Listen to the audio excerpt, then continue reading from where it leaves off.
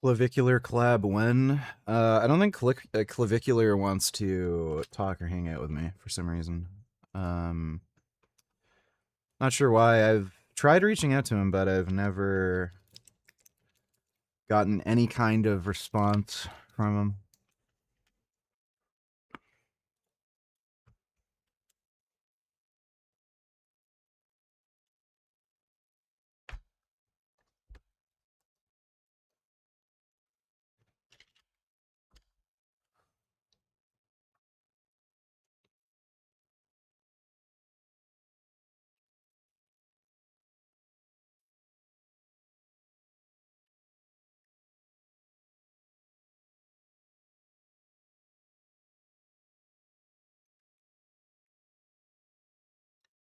I have a cat.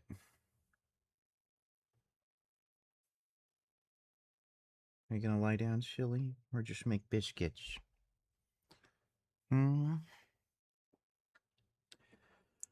Alright. Genetic anomaly. I'm gonna be taking 80 milligrams daily. You're telling them what you're gonna take? Like the medicine. Oh my god. The prescribed medicine. How open are you? I'm very open now. Good morning, everybody! We're back and we're better! Hello. We're back. And I'm back from holiday. So no breaks for him now. No breaks for you. You know why? Why? His bank account gets Hey Chris, what's up? no breaks. That's what it does. You're funny, huh? I'm not better because I'm dying slowly. Why? Because my heart is failing. No. We're gonna get it sorted. He doesn't have heart failure. He has mildly enlarged left ventricle and mildly reduced ejection fraction. So, especially for his size, how quickly he's grown, and what steroids he's on, it's like what you'd expect. It's not that big of a deal. He just complains in every stage. Hi, I would like to get a membership in the mailing, please. No memberships here. You're very cute. What was I saying? How you're gonna improve your efficiency? You have the protocol. Oh yeah. Right now my EF is like 50%. For a 23-year-old, it's quite low, but it's okay because like it's still, my heart is still working. But since my plan is to get bigger, it's gonna become a problem, you know, because if I intend to go up to 130 kilo and my EF goes down to 40 or 45, that's bad. Like that is bad, and that is something I'm gonna avoid, obviously. So the goal with this protocol is we're gonna raise it to like 60% if we can more, you know. When I do get big, it goes back down to 50. Does that make sense? I didn't know that wasn't planned. That is the plan, because the bigger I get, the harder it's gonna be for my heart to pump blood and shit. But isn't 50 like not good? Yes, that's why we're bringing it up. Yeah, but if you are willingly, like knowingly going back down to 50. Oh no. Is there no possibility it's to fine. not Like give it to 50? 50 is fine. Like I'm not dying, you know. But with the road that I chose, it's kind of impossible to be higher, if that makes sense. We're gonna argue about this later. Just to kind of keep it... At 50 on the bulk only. I mean, we're gonna try to get it as high as possible, but Yeah. realistically, right now, like in a month, we can bring it up to maybe 60. Okay. But then I'm gonna get big again, you know. But obviously on the bulk, I'm still gonna have a specific protocol that I'm gonna do the entire bulk. So when I do get heavier, it's gonna be more unlikely that my EF goes back down to 50, if that makes sense. Because Yeah. I'm gonna have a different lifestyle, different routine. My heart is gonna be working more. With the way I'm living now, my heart isn't working enough to support all the muscle that I'm building. So we need it to. So basically, he just needs to do more cardio. This is why pets are better than children. Good morning, Emma. It's been a good morning. We got a pretty view. Wow. Whenever she sees our camper, Oh my god, that looks nice. she instantly climbed up onto my shoulder. Wow. Emma gets so excited goodness. knowing that we're all going on the road together. Oh wow. Emma will follow us wherever we wow. go. She enjoys being on the ocean and hanging out with us by the Don't show the kid, show the burb. campfire. When people see that we have a bird with us, their first initial reaction Wow. is absolute shock. Yeah. Good job. But I never imagined that a bird would be my traveling companion. That's a really nice burb. So Micah was the Oh. one that actually adopted Emma. I've got a nice cat. Yeah, this is a cat on me. Over 8 years ago. I did get to meet her whenever he first brought her home.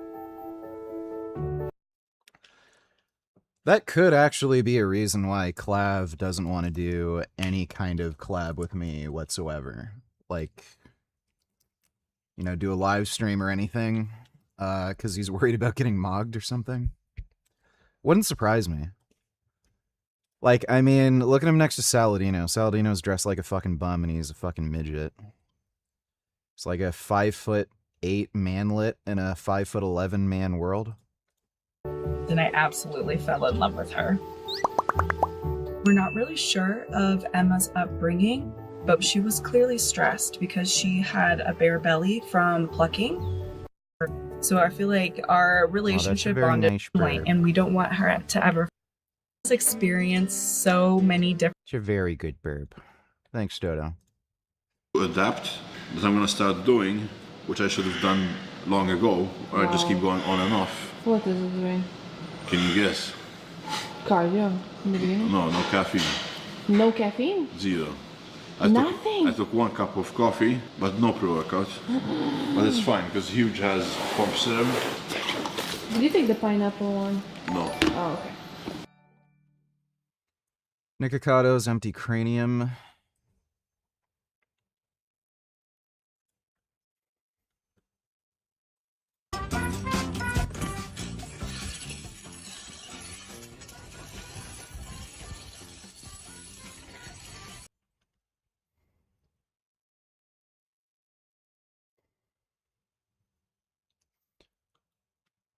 Okay.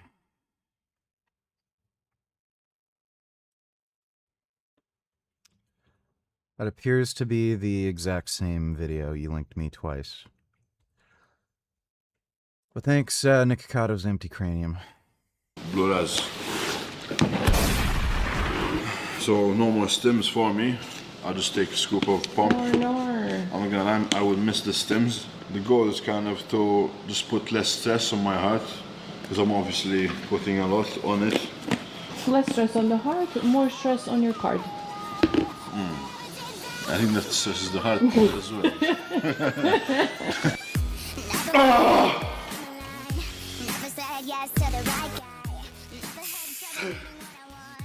Dude, why does he have the gayest, most faggot-ass fucking music when he's working out? Really weird. Like, you can get some okay, synthwave, some okay, like, rap, hip-hop, even some, like, okay-ish metal that's, copyright-free. He gets this.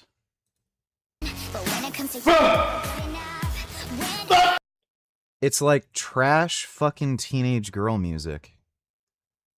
Why did he add this to his workout video? And by the way, you can literally play the entire fucking Doom soundtrack. Doom Eternal, Doom the Dark Ages, that piece of shit. You can play the entire soundtrack, like, and add it to any video you want. It will not get copywritten. I've tried. It literally will not get copywritten. You could add Doom music. But like, again, trash teenage girl music. What the fuck is this?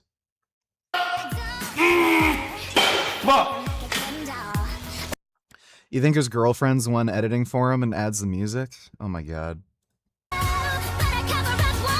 Yeah, if she was doing that to me, I would not let her fucking do that anymore. Why the fuck would he do this? Looks like a nice Prime machine.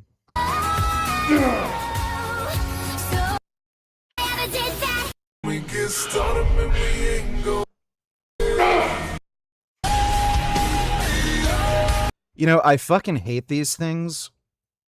I can't remember what they're called. They're like some weird fucking hinging hack press. Dude, these destroy my fucking hips. I cannot stand this fucking machine. This is like the worst leg machine ever fucking made.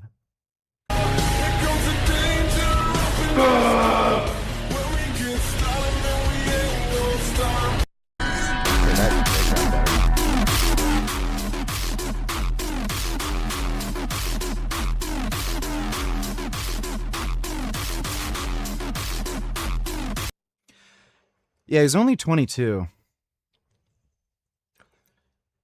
Yeah, I think some of the issues he might have is just he grew too quickly.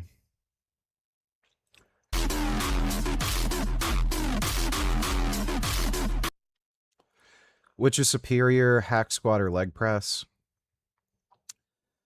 It really depends. I would say for your average person, they'd probably get more quad growth from a hack press. Probably. I have issues with hack presses personally just because of my like knee problems. I have limited mobility. So leg press works better for me, but I would say your average person probably gonna get more quad growth from the hack press, but you can do both. Like it's not a problem. We're gonna have some rice noodles, chicken, as usual, you know, that's all I eat, sometimes beef.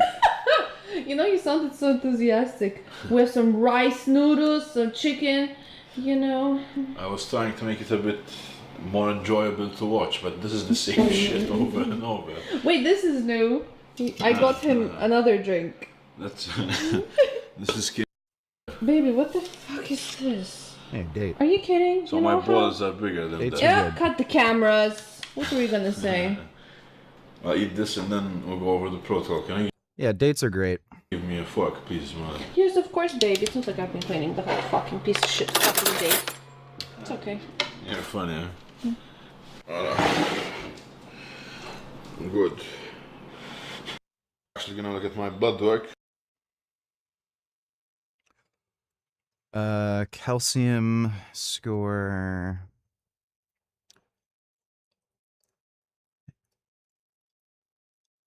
Adjusted calcium, ACV. That's just serum calcium or something, right? Electrolytes. Thyroid function. I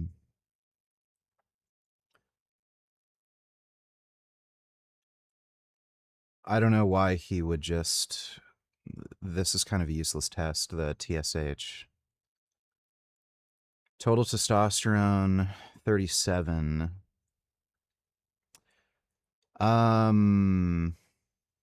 He must not be on that much test.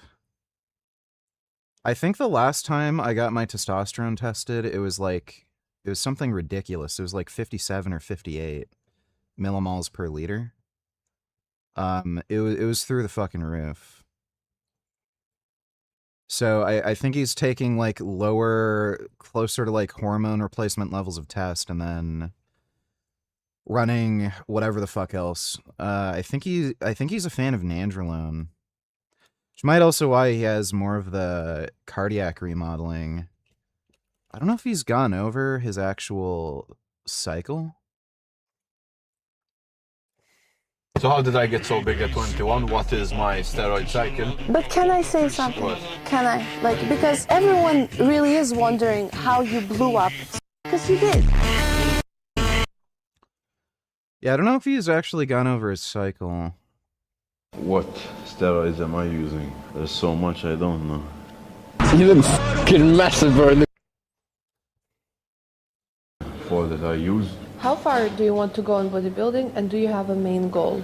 I want to get big. I want to get to a point where I can... In general, I think he has about 10,000 things that are not. Most irritating part probably be Least favorite part about ped use. the constant mood swings that I have. I randomly hop into a zone like this area of negativity. Okay. And I don't even realize I walked. You know, honestly, he's fucking 21. He was like 20 or 21 when he made this fucking video. I don't know if his mood swings are from PEDs. It might just be from him being like fucking 20 and not knowing how to control his emotions. I have not had any fucking mood problems with any steroid I've been on, even Tren. Gold injector, let me see. Sudden blindness has doubled because of GLP-1 drugs. This guy, so by the way, this guy is a literal fraud. I don't know if he's being investigated for an actual crime, but like he's an actual fraud. This dude is a fucking lying retard. Sudden blindness. It's called Nion, which is now twice as more prevalent because of the GLP-1 drug. Sudden blindness is not twice as prevalent because of GLP-1 drugs. That is a made-up load of nonsense. People who are diabetic have increased risk of blindness. And people who are diabetic are prescribed these GLP-1 medications, and a certain percentage of them will go blind just because they're diabetes. Drugs. Really? It's not well known, obviously. Companies don't want to talk about it. But yes, sudden blindness has doubled, seemingly, because of... My cat's name is Gummy. These meds. So you have to be Holy shit. careful. Sudden Yeah, GLP-1 drugs do not cause blindness. blindness has doubled because of GLP-1s? Due to Nion, which is like a stroke in your eye. And then your other... Yeah, that's what happens when you're diabetic and you have ischemic disease. That has nothing to do with the GLP-1s. other eye can go, which is pretty scary. And there's nothing you can do about it. Hopefully our drug does work for those people. And well, obviously, correlation does not equal causation, but it seems to be... Yeah, there's a scientist at Harvard. You could look up his work, Joe Rizzo. It looks like it's repeatable across the planet. Wow. Can we react? That's terrible because there's so many people out there that are just telling everyone they should get on GLP-1s. Yeah. And also, people who are on GLP-1s live longer, so yeah. Seen that like by online people, like online podcasters saying everyone should get on GLP-1s. This is groundbreaking technology. This is amazing. It's going to transform society. I'm like, we just started taking these. By the way, when he says blindness has doubled, like, how many people just randomly go blind? It's like nobody. So when you go from practically nobody to double nobody, it's still like practically zero. What the fuck are you saying? yeah, it's not risk-free. Same with ED drugs. by Here it the way. goes. Recent studies suggest that a potential rare link between GLP-1 receptor agonist medications such as Ozempic, Wegovy, blah, blah, blah, and a condition called non-arteritic anterior, what's that word? Ischemic optic neuropathy. An eye stroke can cause sudden, painless loss of vision in one eye. While absolute risk remains very low, anyone experiencing sudden vision changes should seek emergency medical evaluation. Yeah, that's just because really unhealthy diabetic people are taking GLP-1 drugs. Has nothing to do with GLP-1s. Immediately. Well, very low is like... It's still... What does that more mean? Than 10,000 people. 1 in year 10,000? Yeah. Yeah, no, that's... Oh, no, total of 10,000 per year. Oh, total of 10,000 so far. For how many Each people year. are taking this stuff? I think it's pretty... The drugs... Yeah, so this guy's a complete and utter fraud. David Sinclair is a complete fucking joke in the whole anti-aging science space. Of course he's on JRE. Thanks, Gold Injector. Dodo, watch this whole video today. The lesson of life, as far as I can tell. We're probably not going to watch that whole video. There's ants. Oh, there's a squirrel. And there's your bird.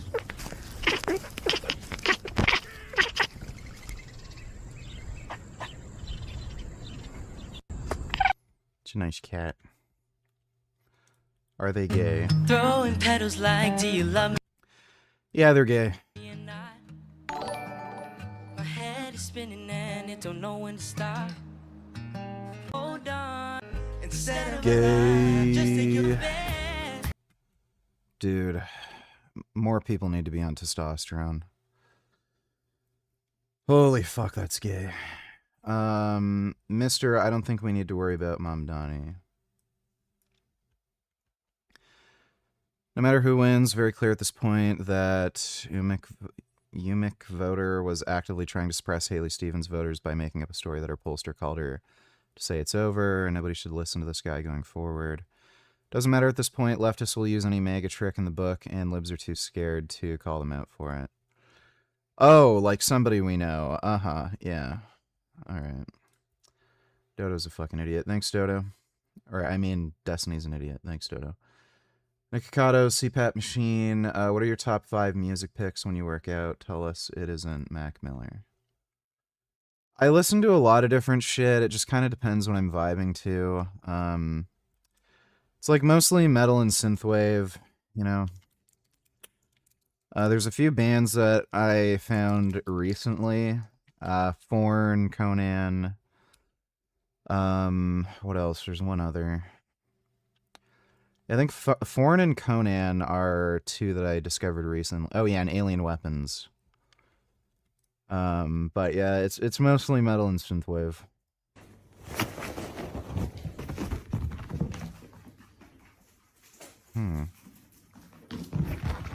Wow.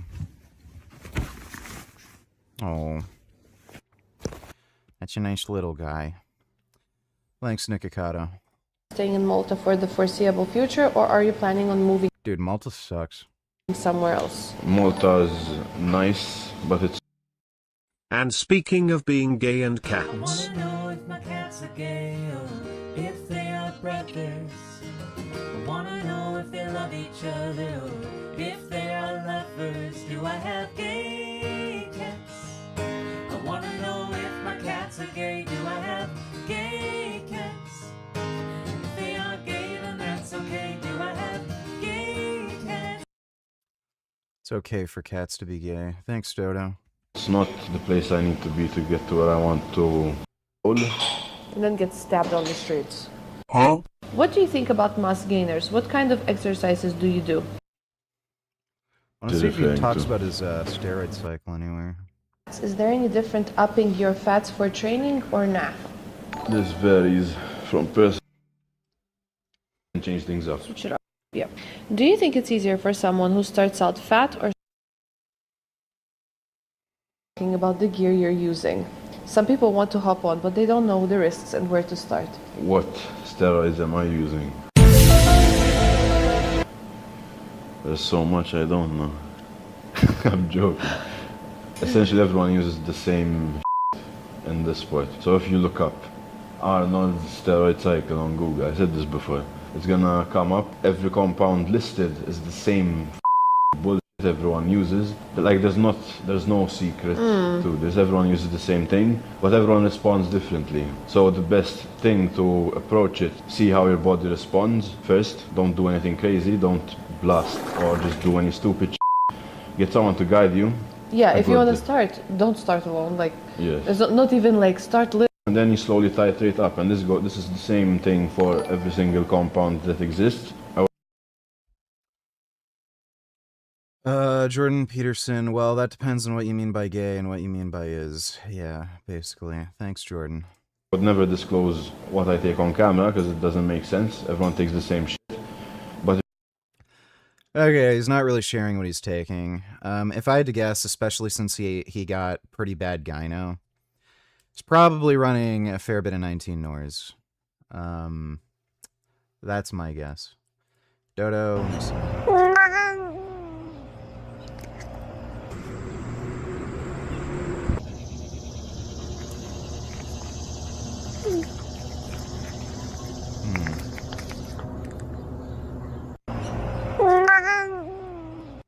That's a nice kitty.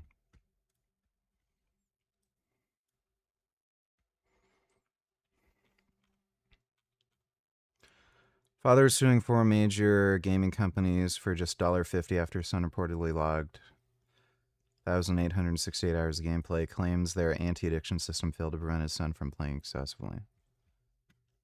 It's just fucking stupid. At least Christian nut jobs won't disown their own cats for being gay, unlike their children. because they are animals and therefore, according to them, do not have souls.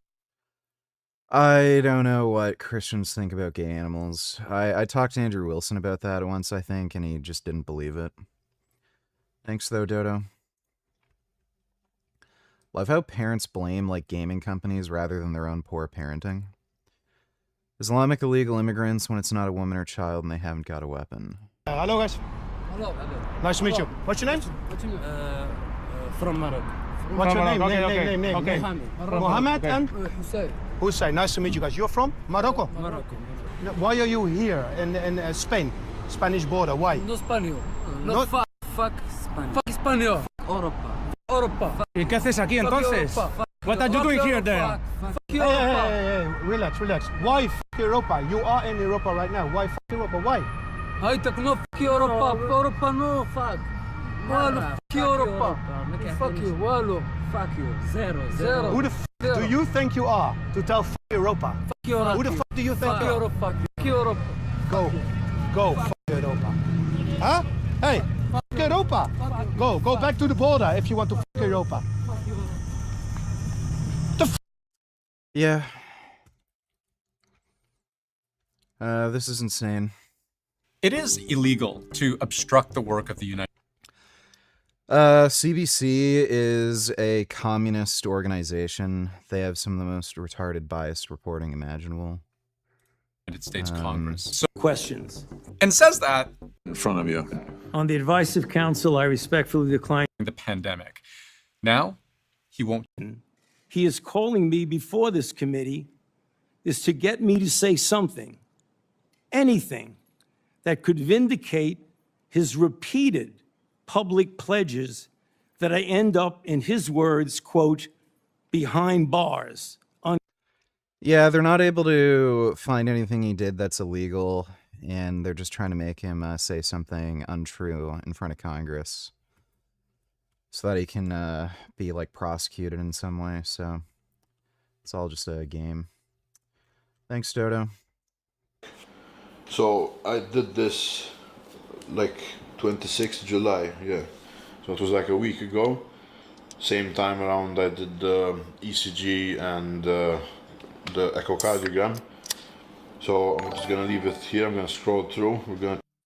Oh, really? Well then show Andrew this then. Yeah, I know there's gay animals. Yeah, that's great. Thanks, Dodo. Check them out. Sodium is 140, it's in range. Potassium as well. Chloride, we're good.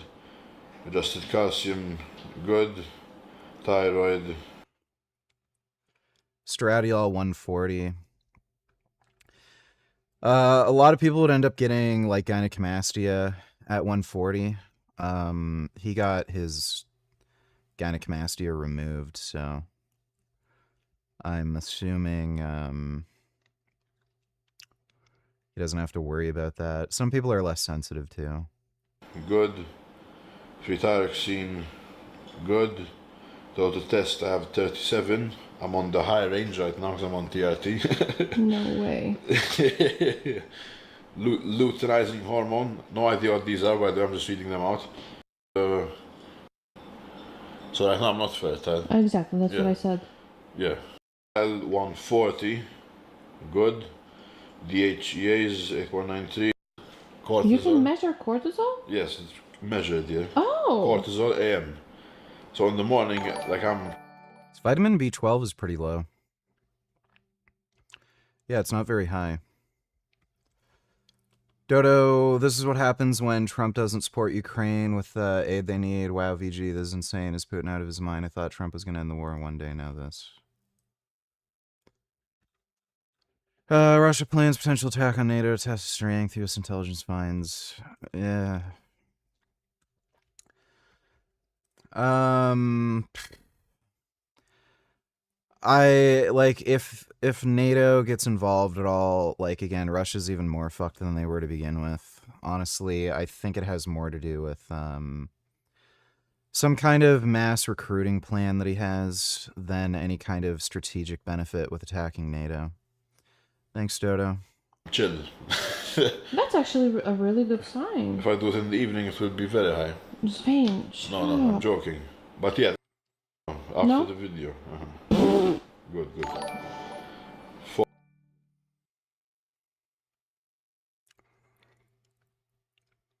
Dodo. Indicating Russian President Vladimir Putin could try to test NATO's unity with a limited attack on a NATO allied country. The assessments warn that Russia could conduct a small-scale incursion or a cyber attack designed to test NATO's commitment to Article 5. Article 5 states that an attack on one member is an attack on all. Joining me now is Zach Cohen. Zach, what does this assessment tell? Fun fact, homosexuality is very common among endangered species due to the sheer lack of females, such as this. That's nice. I'm not going to bother watching that, though. Thanks, Dodo. Specifically about what Putin might be planning. Yeah, Jake, it effectively lays out that there's a window of time where Vladimir Putin believes he could test and see how much he can get away with effectively as far as encroaching on NATO territory, challenging the member states to their commitment to Article 5 to defend an attack against one is an attack against all. And that is really predicated on this idea that U.S. officials and NATO officials believe that Putin is growing frustrated by taking serious losses in the war with Ukraine and could move to shift his tactic by focusing on NATO in particular. He does see potentially an opportunity here to expose some fractures within the alliance and could particularly target some of the smaller, less strong member states in an effort to see how much action he can get away with. Yeah, okay, I get it. Folate. Low. I don't know what this is. Deficient. I'm deficient. Wait. I'm not deficient, but it's like... And I'm sure Trump will do nothing, and Putin vows that too. If Biden were still president, he would not be doing this. I doubt it, but we'll see. Thanks, Dodo. Intermediate, I think. Hemoglobin A1C 5.32. That's pretty normal. Oh, no. Dobby. The doctors in the comments will tell me. This is high. Your hemoglobin can be elevated if you have elevated hematocrit. I don't know what his hematocrit is, but it's the HbA1c test. It relies on you having a normal hematocrit range because it looks at glycolation of your red blood cells. So if you have overabundance of red blood cells, it's going to read high. So I don't know what his hematocrit is. That could be the reason why it's at 5.32. Usually for dudes who are younger, he's only 23. It's usually under 5. It's fine. Like, it's not that big of a fucking deal, but yeah, if he has elevated hematocrit, that might be a reason. Hemoglobin. No VG. Because Trump keeps undermining NATO and the US's commitment to Article 5, whereas Biden constantly reaffirmed it all throughout his presidency. We know as a fact that if Biden were president at this time, Putin would not be trying that move. Okay, he didn't really do much against Putin other than just give Ukraine military aid, so... I'm skeptical. He also gave a bunch of stupid fucking restrictions for no reason. Like, Ukraine wasn't able to use any US-made weapons to strike within a certain distance into Russia, which was fucking gay. So, I don't know. I'm skeptical. But thanks, Dodo. We're good. This is good and good. Glucose 4.4 in the morning, really good. Yeah, like his fasting glucose is normal. I'm assuming he might just have elevated hematocrit. That's why his HbA1c is a bit high for his age. Then there's like a bunch of serums, gamma, I don't know, like, I'm just gonna scroll past these, but ALT is high. What is that? I have no idea. They're gonna tell us. ALT is kind of a marker of muscle metabolism. It's like they say it's a liver enzyme. It's not really. He should get his GGT tested. So we have doctors everywhere. Urea, 8. Creatinine, it's high. I think this is because I train. Like when you train in. Yeah, again, creatinine is just a marker of muscle metabolism. It has nothing to do with kidney function. That's why it says estimated GFR, not actual GFR. You do blood work, it's always going to be high. Cholesterol 2.61. That is definitely elevated.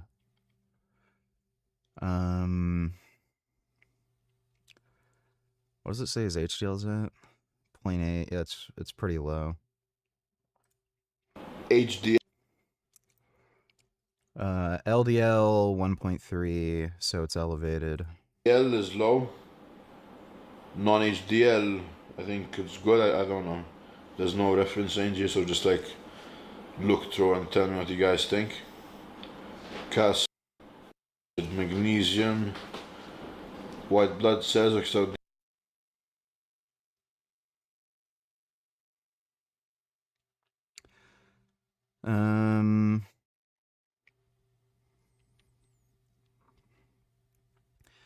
yeah, like his RBC is at the high normal range. I've talked to some Christians about animals being gay. They say it's okay for them because animals don't have a moral compass unlike people.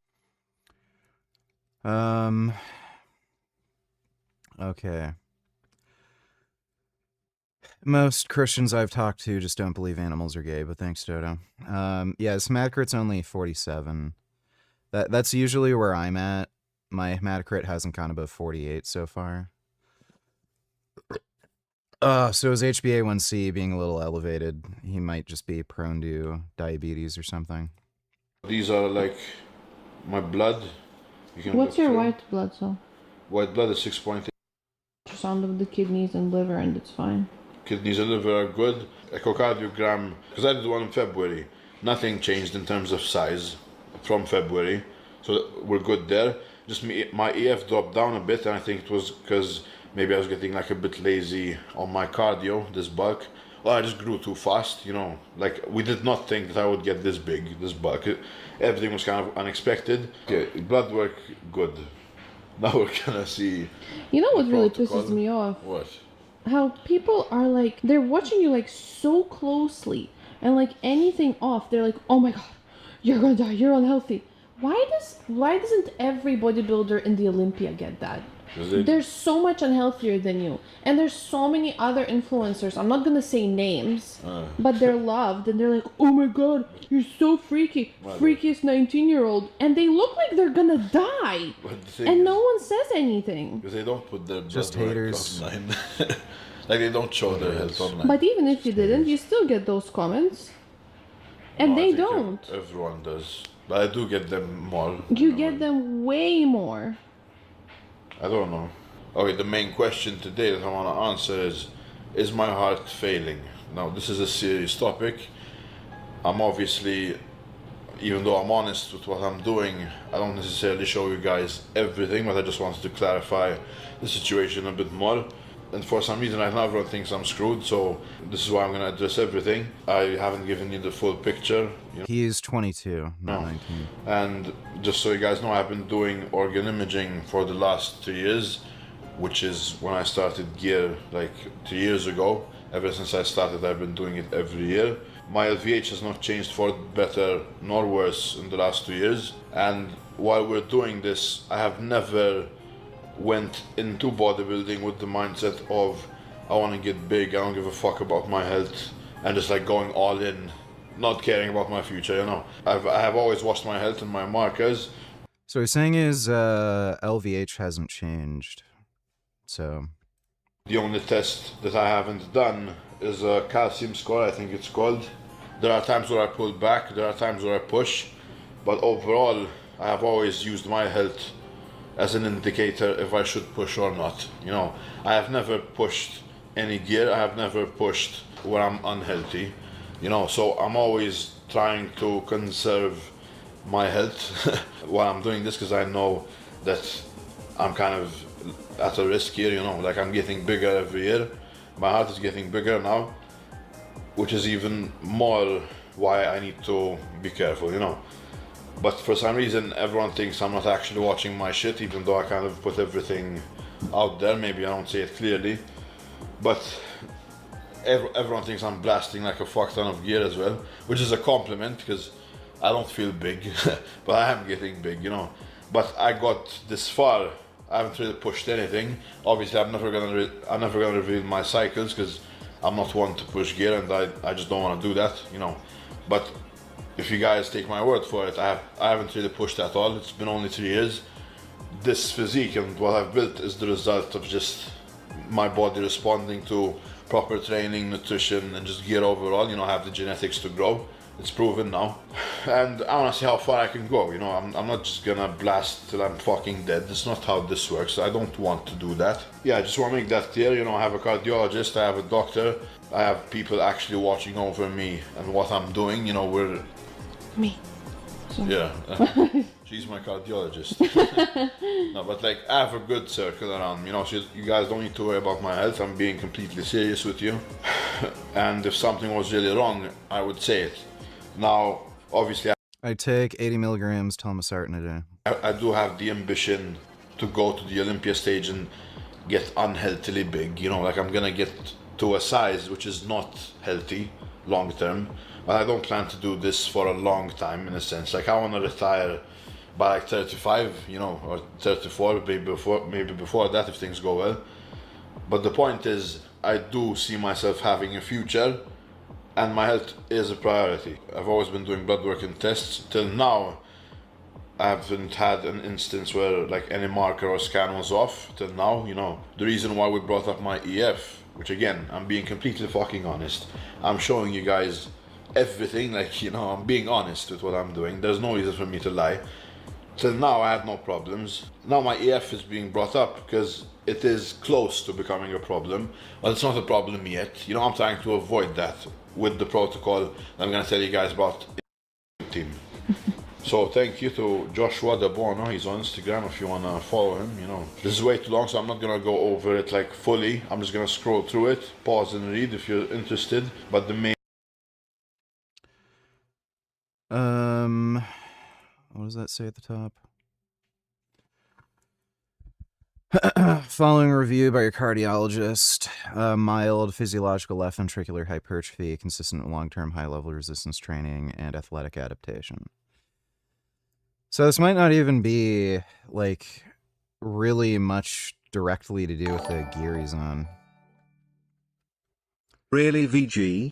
You are skeptical that Putin would be more worried about Biden than Trump while Trump is his puppet? About invading NATO territory? Even T1 knows Trump won't do a thing about it. That's not equally likely for Biden, and Putin knows that too.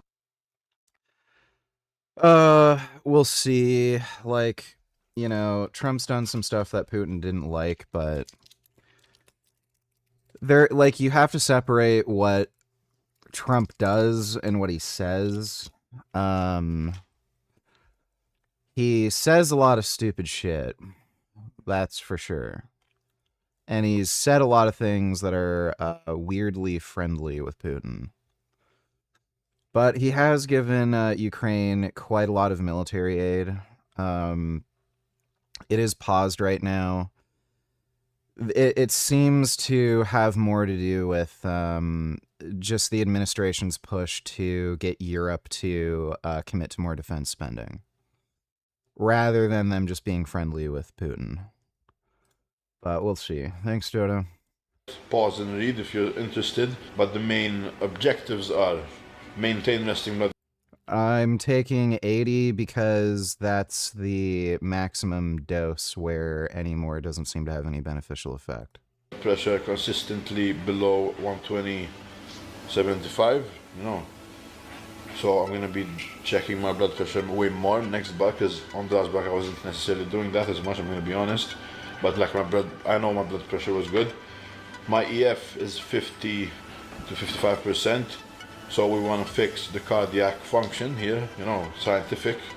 Target EF 55 to 60. Ideal long-term goal of approximately 60 if achievable, or even higher, you know, we never know. Then there's LV remodeling. While some degree of LVH is expected in strength athletes, the Ergo, all of the military aid given to Ukraine under the Trump administration was earmarked for Ukraine in 2024 or 2023 under Biden. No new aid is being appropriated to Ukraine. By the Trump administration, not a single dollar. Are you confused, idiot? I think you're confused, because what did I just fucking say? Thanks, dipshit. The objective is to minimize unnecessary cardiac wall thickening and all the good stuff. You know, if you want to Like, I don't fucking care about stupid shit, dude. If you're not gonna listen to anything I fucking say, like, whatever. read this, I'm gonna scroll through it. But in essence, I'm gonna be taking telmisartan, 80 milligrams daily, You're telling them what you're gonna take? like the medicine, Oh my god. the prescribed medicine. How open are I'm surprised he wasn't on that already. you? I'm very open now. I'm not gonna say my cycle, Okay, okay. but I will say what I'm gonna do to fix my health. So, medical therapy to be used only under the guidance of your treating physician. Physician. Trump also shut off military intelligence sharing for no reason other than to help Putin. You're legitimately retarded. Thanks. I don't know how to read. Telmisartan, 80 milligrams daily.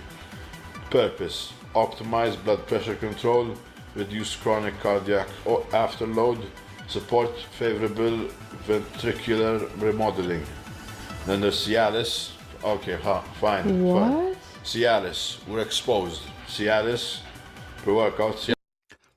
Cialis is great. It's not very good for reducing blood pressure, but in terms of supporting just good vascular function and preventing kidney damage, it's really good. Cialis. They're recommending Nebivolol. Do y'all remember when Trump was shown a picture of E. Jean Carroll and he thought it was his ex-wife? You could show Richard a picture of Dimon Mama and he'd make the same mistake that Trump did.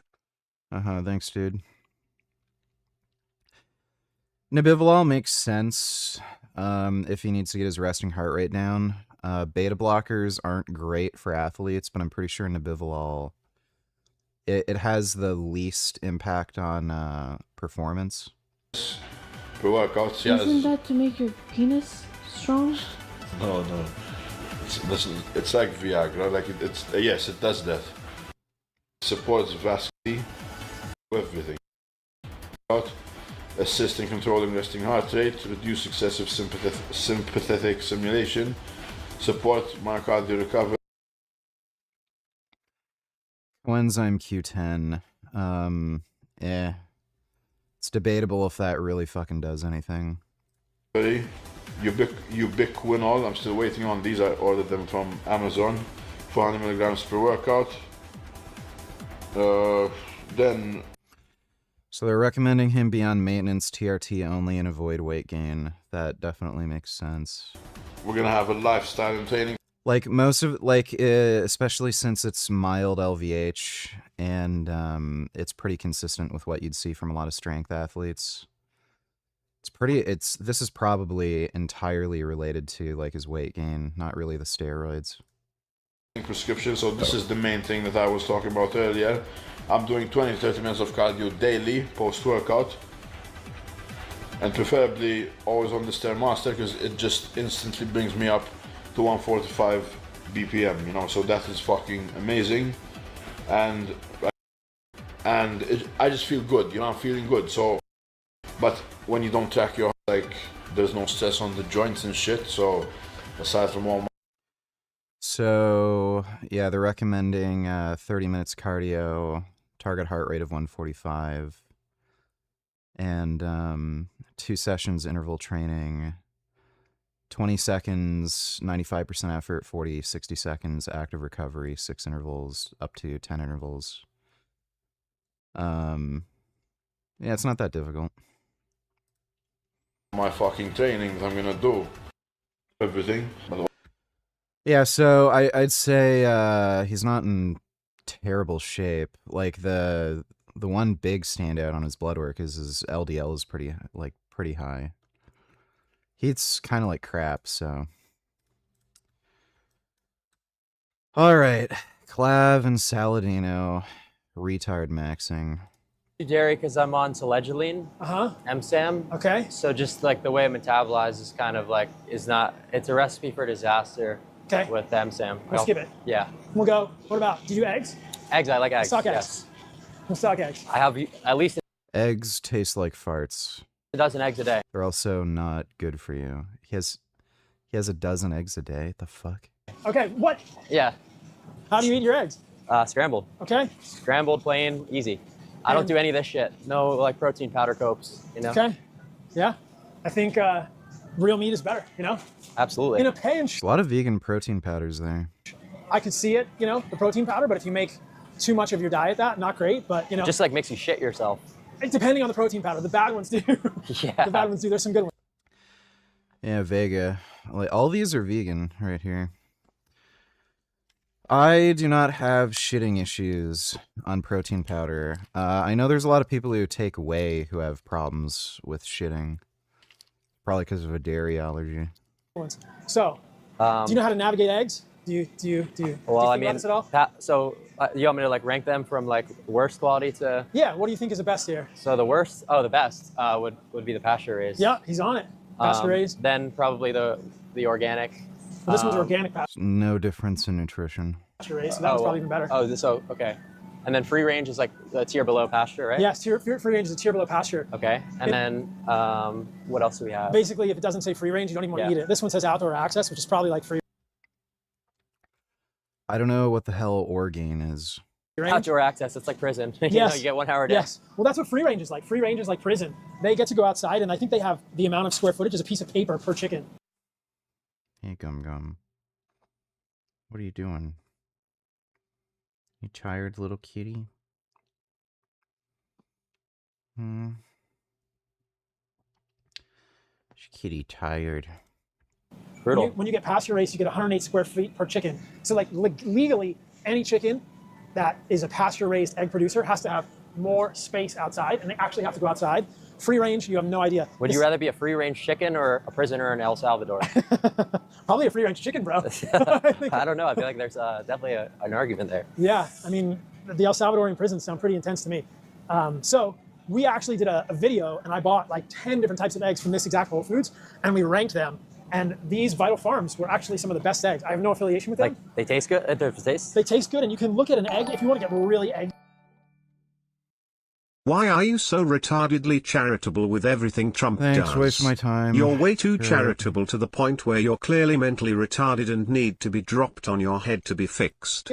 You're too scared of the commies, so you've become brain broken. Of an egg, and you can look at how thick the white of an egg is. So if you crack this egg and you compare it to like this egg, the white of the egg, of the lower quality egg, will be much more runny. Let's do that. Yeah, we can. Let's get both of them. We can get both, and we can compare. We can show people. I might actually get like a bunch of these, but dude, imagine like being a normie, right? And then you have to pay $11 for a fucking dozen eggs. Like that's fucking brutal. It's tough.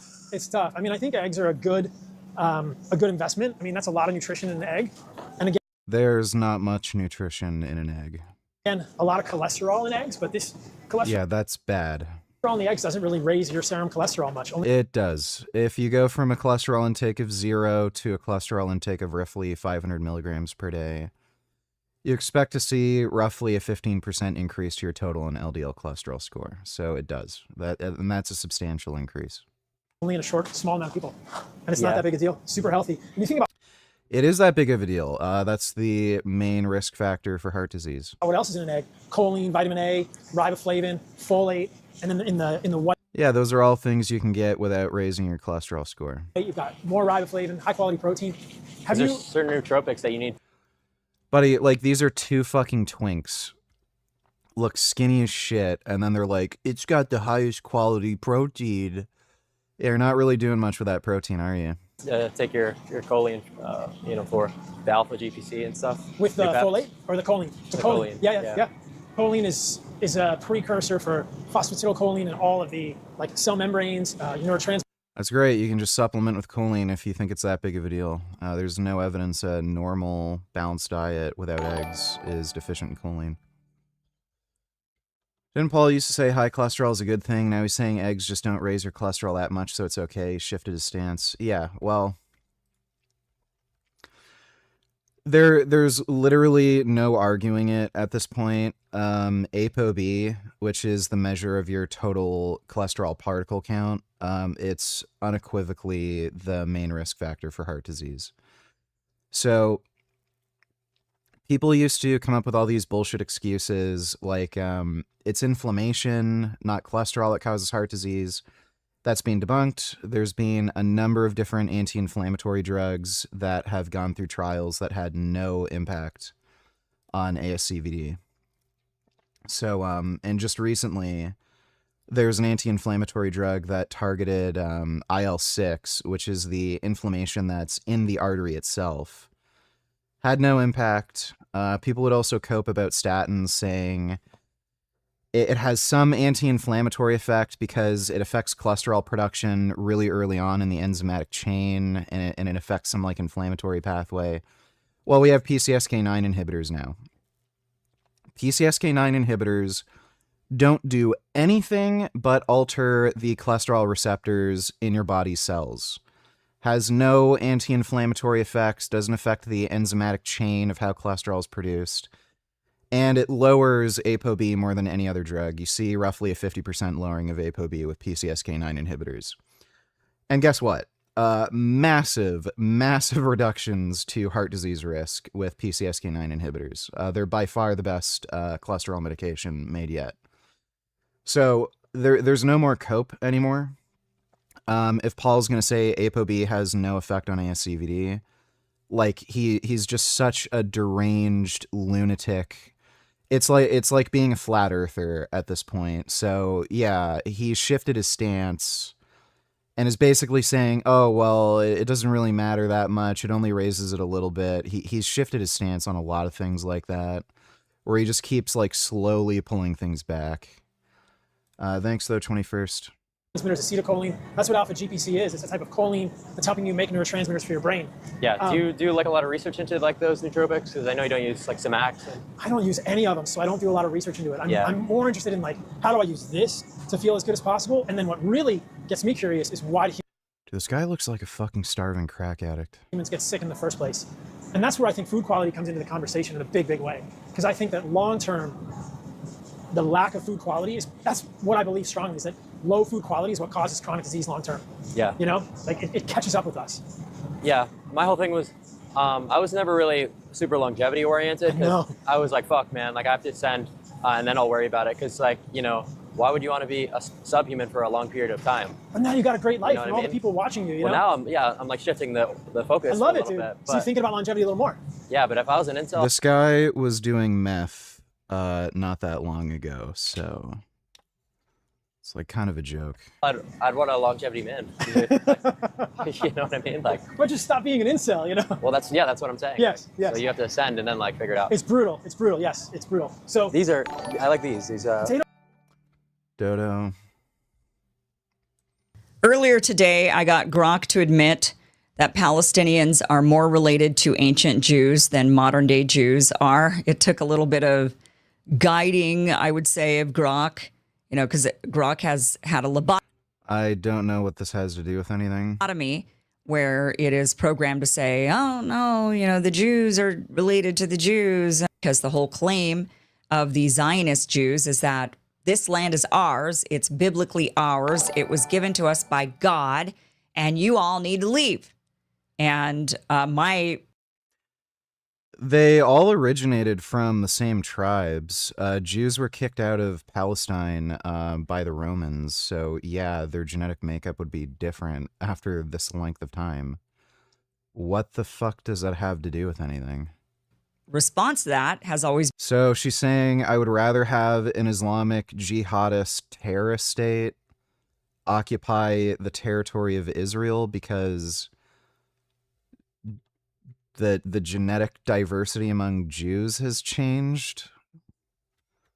Like, I don't fucking care. Thanks, Dodo. What if Paul and these carnivore influencers advocated for people to consume meat and eggs and take statins or PCSK9 inhibitors? I mean, that'd be kind of ridiculous, because how could they say meat is good for you when you have to take drugs to counteract the negative impacts of meat? Like, if that's the ideal diet according to them because cholesterol becomes irrelevant, is it bad to rely on statins like that? Statins aren't the greatest drug. The primary problem with them is they do raise your HbA1c, so they increase your risk of becoming diabetic over time. And it's rare, but you do occasionally see people with contraindications on statins. PCSK9 inhibitors, they're basically a perfect drug. There's no drawbacks to them. They're like it's an extremely well-targeted drug with like no side effects. The problem is they're not generic. So they cost a lot of money. You're looking at roughly 800 USD per month for a PCSK9 inhibitor, which most people can't afford. Like practically nobody can afford that.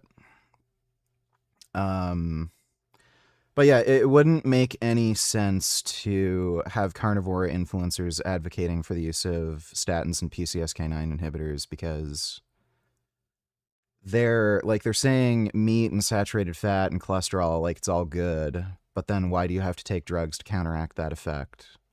Doesn't make any sense. Thanks though, 21st. Potatoes are great for a lot of people, man. Or these, the Yukon Golds are really good too. Whatever you like. What These are the baby potatoes. Yeah, yeah. What I'll do with potatoes, sometimes I experiment with potatoes. I didn't think I could eat potatoes for a long time. When I was on a carnivore diet, I didn't eat anything but meat, like I said, and eggs. But recently I've done a few experiments with potatoes. And so my previous... Like, why does anybody take this guy fucking seriously? He just thought, for no particular reason, he couldn't eat potatoes.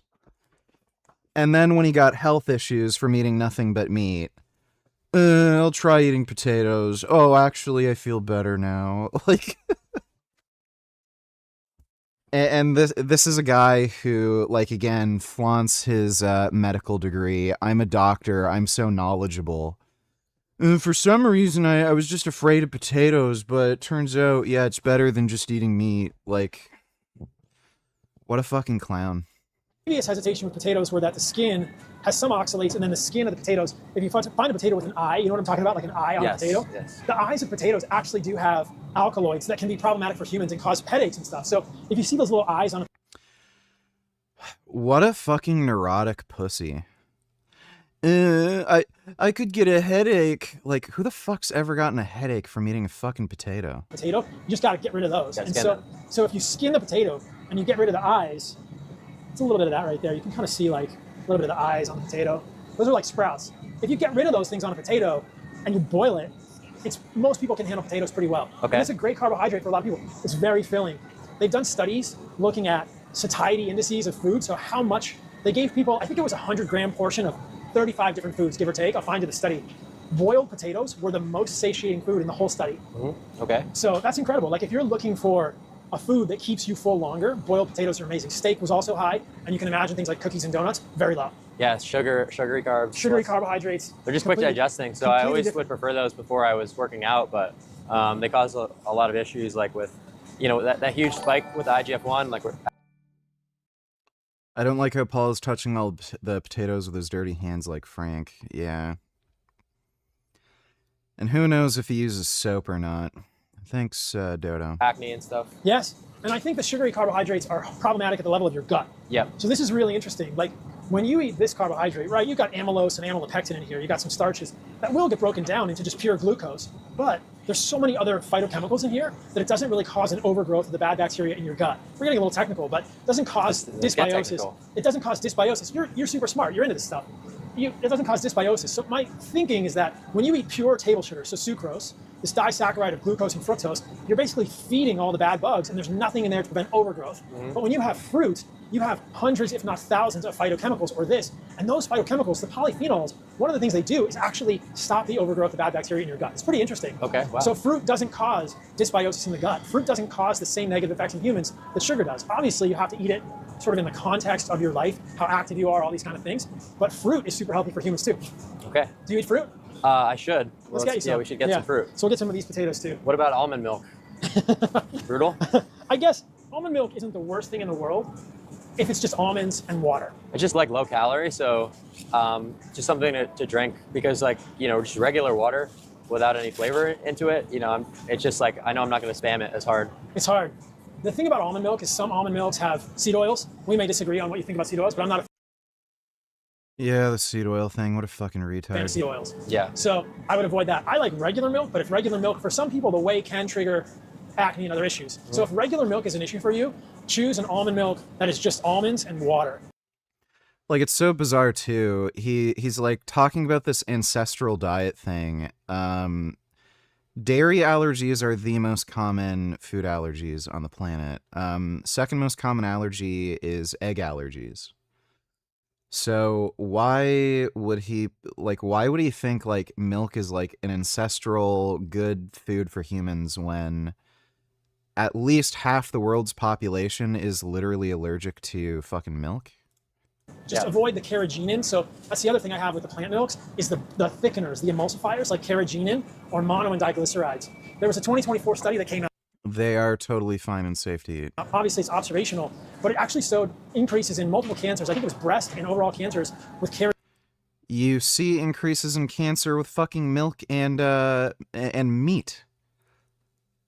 So like this guy has no epistemic standards. So dairy and meat are associated, like especially red meat, they're associated with a variety of cancers. Milk is associated with breast and prostate cancer. Red meat is associated with like stomach, esophageal, gastrointestinal, I think thyroid and pancreatic cancers. So like he'll fearmonger about something like carrageenan and then say, oh, well, it's only observational, but still, you know. But then when it comes to that same research on the foods he eats, oh, well, you know, our ancestors ate it. Like this guy's just a liar with no epistemic standards. Dodo, well, at least he's admitting vegetables and fruits are healthy now, whereas he didn't used to, and the people who watch these two idiots are into the carnivore diet, so if they hear that fruits and vegetables are healthy, then I guess that's good for the animals to a degree. I guess, sort of. Thanks, Dodo. Carrageenan and mono and diglycerides. So carrageenan is a breakdown product of algae, and it's a long polysaccharide that probably is damaging for the gut. And you find it in thickening agents. It's probably in not. some of these dressings, and you find it in a lot of the... I don't use any seasonings. It's in a lot of like the milks and stuff. So we can go look at almond milk real quick too. Skip the seasoning aisle, you know what I'm saying? Yeah, it's complicated. There's a lot of seed oils and stuff in here. Let's go look at these real quick. Leave that there. All right, let's do it. What do you like? Milk, just regular. I don't like vanilla. Let's see what we got. Ingredient list: we have filtered water, organic almonds, pure organic vanilla extract, and we have some Himalayan pink salt. So do you think this one is pretty good? Yeah. Okay, so let's try it out. Why not? Yeah, it's pretty good. And you see here they even say no carrageenan. Perfect. So you wanna watch out for that. No binders, no gluten and stuff. So most people do okay. Let's find one with. Yeah, there's definitely gonna be some in here with. Like, okay, so this one has a lot more bullshit in it. It's got some gums in it. Yeah. Sunflower lectin. We have potassium citrate. I know you're not a fan of that, right? I like to keep it as simple as possible. Right. The rule that I have is like anything. When I look at a label, anything that my great grandmother wouldn't recognize, I'm not eating this. This one has Gillan gum, calcium carbonate, which is basically chalk. Your great grandmother wouldn't recognize like a bunch of antibiotics and medications that have saved millions of lives. So. Like, it's just so fucking stupid. If they came out with a cure for HIV tomorrow, your grandmother wouldn't recognize the cure for HIV, right? It'd probably be some new antiviral drug. So would Paul say, oh, well, my grandmother wouldn't take that because she didn't have the antiviral HIV medication. So just, live the rest of your life with HIV. It's fucking stupid. Natural flavors. It's better than artificial flavors, but you have no idea what that is. More potassium citrate, sunflower lecithin, vitamin A, vitamin D, vitamin E. So I think you need to try this, Oatly. That's the one. Some of these actually have the seed oils in them. So this is the one. So they say it right there. Low erucic acid rapeseed oil. That's basically canola oil. Rapeseed oil because it rapes your body. I guess, yeah. It's the rape plant. And do you know the history of that? Like Canada came up. Here we go. It was fucking oil that was made for steam engines. Who the fuck cares? With an acronym. So canola means Canadian oil low acid. Canola is Canadian oil low acid. And the low acid they're talking about is this erucic acid. So erucic acid is a monounsaturated fat that in animal studies, they've never done this in humans because it's not ethical, is associated with cardiomyopathy. So there's a monounsaturated fat in rapeseed oil that causes... Yeah, so people who eat seed oils live longer, and they have lower risk of heart disease. So It's cardiomyopathy, which is weakening or ballooning of the heart in animals, and we made it into an oil that humans eat every day. Wow, that's not good. It's not good. I mean, it's a low erucic acid rapeseed oil. They had to make it a low erucic acid to even sell it, but if you get So it's unethical to do a study, but So again, this guy will rely on some animal study and say, oh, it's bad because animal study, but when there's randomized human control trials, oh, cholesterol doesn't cause heart disease. It's just made up. Like, it's allowed to again, be no It's allowed epistemic to be in the standards. an Oatly. It's allowed to be an Oatly. I feel like that's just like kind of good that it's there. It's a natural selection thing. You don't want the people who are picking up the Oatly to really last too long. Do you? You know what I Oh mean? man, I'd rather them just eat some healthier stuff. Like just go over there to the real milk if you can handle it. If you can handle it. If you can handle it. We got some almond milk. We'll skip the tofu here. Okay. I used to be a vegan. Did you know that? Yeah, I did. I did know that. He was so never that's vegan. like, and then you graduated and got your MD from University of Arizona. Yeah. And were you vegan at that time, or was that when you were coming out of? I was out of it at that point. So I was in Flagstaff, Arizona. Yep. Before I went to medical school, I was a physician assistant in cardiology. Okay. My dad is a doctor, and I saw my dad's life, and I thought, man, I don't ever want to be a doctor. His life looks horrible. And then I went to PA school, physician assistant, thinking it was going to be a happy medium, and I didn't have enough autonomy. I was just not doing enough. So I went back to medical school, but the intention was always, it's like, how do I help people actually get healthy? You know, like what's causing people to be sick? That was what I was so fascinated by. So I went to medical school in Arizona, and then I did my residency in Seattle at the University of Washington. And I was a vegan when I was in Flagstaff for about 7 or 8 months. I lost probably. He was never vegan. He just thought eating plant-based would be healthy for him. That's it. And he ate like a really retarded diet. It was mostly raw foods. 25 pounds of muscle mass. Brutal. I was so skinny, so. This guy is saying a vegan diet will make you lose muscle mass. Like, I don't know what to fucking tell you, buddy. But,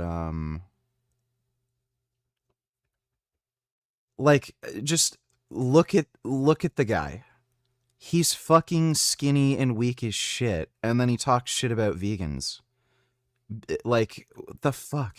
So skinny. Like I look at pictures, and this was like back in the Facebook days. It's scary to look at myself. Yeah. Wow. And the reason, you'll appreciate this, the reason that I stopped being vegan was because I asked a girl out on a date, and she said To she the didn't movie want- theater, right? And then you were like brutally gassing up the place, right? She didn't. That was a problem too. Yes. Are you attracted to Demon Mama, Rich? Or did you used to be attracted to him/her/it? Yes, right? That's nice. Obviously. Thanks, dude. But I asked the girl on a date, and she didn't want to go out with me because I was too skinny. Oh yeah. And I I thought- remember you. I You're still too skinny. think you talked about the other thing too, right? Yes. When I was a vegan, I had horrible gas. Yep. Horrible gas. Like, and this was months and months and months into being a vegan, and it's just anywhere I went, I just couldn't be inside. I couldn't even be in here with you right now. I definitely couldn't be in a car. Yeah, and then he switched to the carnivore diet, and his testosterone dropped. He felt like shit, had no energy. Right. Yeah. Or a movie theater, or I worked in an office, Like, this is just a retard who doesn't know how to eat. and the people that I shared the office with, like, I hated you. yes, they hated me. Dude. It was brutal. Brutal. So there's like a happy medium there. So let's look at some fruit. But I feel so much better now. I mean, it's like when you figure out what your body wants, and it's much easier to like not fart all the time.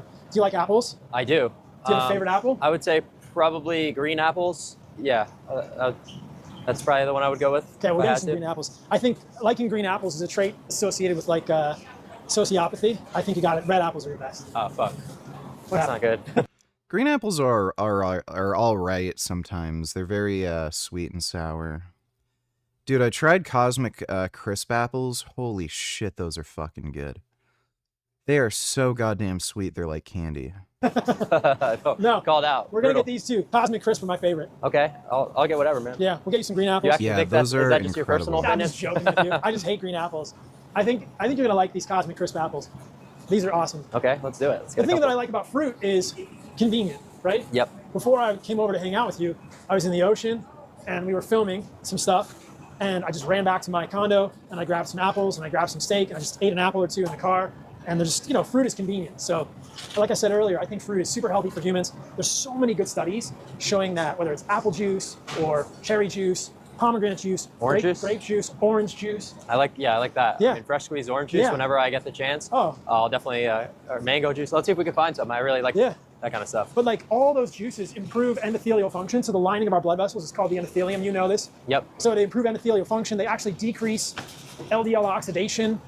They decrease DNA damage. Do you have an orange juicer? No, I don't. We'll get you one. Okay. These are awesome. So I'll get like a big bag of Valencia oranges, and you can just get a hand juicer or a big bag. Yeah, and this Nice. is probably like 2 glasses of orange juice. Okay. Yeah, you make a lot of. Expensive. It takes a lot of oranges to make juice, but Worth it. It's worth it. It's really high quality. But Okay. orange juice, super good for I humans. like mango juice too. Grapefruit juice. I don't know. Mango's good. Could we find any like organic stuff that's I wouldn't recommend juicing fruits. Just make smoothies. pre-made? Probably What not. about 100% juice? Let's see the ingredient list. Wait, just orange juice. Just orange juice. That's great. Okay, so let's go with one of these. Yeah. Or 2 of these. Maybe one of these. Or wait, fuck. Let's go with the big one. Yeah. It's the same. IQ argues that nutritional epidemiology relies primarily on observational cohort studies. Yeah, how else are You gonna understand test? what I'm trying to say when I ask you if you were attracted to Demon Mama, right? I think everyone else Yeah, understands. I get it. Thanks, dude. I don't know how else you're going to, I don't know how else you're going to determine how nutrition affects the health of people long-term in a population without epidemiology. Which have many uncontrolled variables, cannot establish causation from that. You can establish causation from prospective cohorts. How do you think we figured out cigarette smoking causes heart disease and cancer? That's epidemiology. So if you're going to say you can't establish causation from epidemiology, then you're going to have to bite the bullet and say, we still don't know if cigarettes cause heart disease and cancer, because there's never been any human randomized trials. There's also about a 90% concordance with the outcomes of prospective cohorts in randomized trials, so guess what? Nutritional epidemiology is well controlled enough where you can, in fact, establish causal links between exposure and outcomes. It's just orange juice. Yep, just orange juice. And you can see, I mean, it's going to separate. So you got the juice and the pulp, and you shake it up. Ideally, if you're fully optimizing, I would try and minimize the plastic, but we'll get to there. What about like a screwdriver? Like orange juice and vodka? What about it? Do I thought you don't- weren't drinking right now. I mean, not right now, but that's what we're here for, right? What do you mean? That's to get the mixers. No, it's not right getting the mixer. Oh, my This is bad. juice, bro. Oh. I don't drink at all, man. I'm pretty straight edge. That's good. That's good I don't stuff. I don't like alcohol. No, drinking is like the ultimate evil. I'm pretty anti liquor. I mean, I'm very conscious, like every single time I take a sip of alcohol, that it's like raping my body, you know, and completely fucking neurotoxic. So, Super neurotoxic. like having that in the back of my head at all times, like keeps my consumption very low. Yeah. I would say I don't drink more than like once every 2 weeks, and like when I do, it's like, you know, maybe 6 ounces max. I mean, I think it's a balance, right? Yeah, just don't drink alcohol. You got to live your life. Life is meant to be enjoyed, and I think you hit the nail on the head. The studies now would suggest that like any amount of alcohol is immediately negative. Yeah. There's no healthy amount of alcohol, but you got to live your life. I choose not to drink at all. Yeah, you can live your life without alcohol. That's just me, but like I think even small amounts of alcohol have been shown to thin the gray matter of the brain. So like Yeah. thinning the cortex of the brains. Stuff's not great, but you know, live your life. And especially the fact that usually kids start drinking in like freshman year of high school. That is so fucking damaging to your development. It's early. It's bad. very early, and they start doing other stuff too. Do you like coconut water? I do. I'm just saying Demon Mama looks like someone you used to call sweetie, so I was wondering if you were attracted to him/her or whatever that thing is. No, Any thanks. answer? Really, like that's one of my favorites actually. So we'll do this. I'll show you how to do this. So Let's get a bunch of them. yeah. Do you know how to open these? Yeah, Tools? with a hammer and. Yeah, you take a knife and do it. So these are good. Yeah. I usually like to do things in excess, so. We're getting 6 coconuts and Oh no, we're getting more than that. we got 5 dozen eggs and Sweet. 8 coconuts. All right, perfect. All right. Okay. We'll go with that. And So we got potatoes for carbohydrates. We got meat. We got eggs. We got fruit. we need Do some you butter, need- right? Do you let's get some butter? Do you need other sources of carbohydrates? I usually eat like bagels, but I think you're probably anti-bread, right? I'm kind of anti-bread, but I mean, look, some people Rice. can probably do it. Oh wait, sweet potatoes I really like too. Yeah, sweet potatoes are great. Sweet potato bag. Let's go with one of these. Oh, bro, what's up? I'm Paul. I hope it's helpful. How's everything? Doing a video on how to eat healthy? You're on the That'd be funny if I ran into Paul in a grocery store and I absolutely fucking mogged him. live stream, bro. Oh, no way. I love that. Yeah, he's Yeah. showing off, good shopping cart. Cloud's getting healthier, so we're trying to show him. Gotta drop Burger King. Listen to this guy. He's already done it, dude. Yeah, I did. I haven't been to Burger King in like 2 months. No way. It's crazy, right? Oh, that's awesome. Yeah, he's doing great. Can we get photos, guys? Yeah, let's do it real quick. I first actually, I think I encountered you from that one interview you did with that super like liberal panel. I think it's like The Voice or The something. doctors? The doctor. Oh my gosh, dude, that was gnarly. So yeah, I remember they were. Good to meet you, brother. Thanks for saying hi. Yeah, that was like a super nasty interview. That reminds me of some of my interviews. Like You've had some Yeah, they knew you were a retard, so they gave you no respect. brutal ones, dude. Yeah, I know. So I was like, I definitely felt that one for sure. Yeah.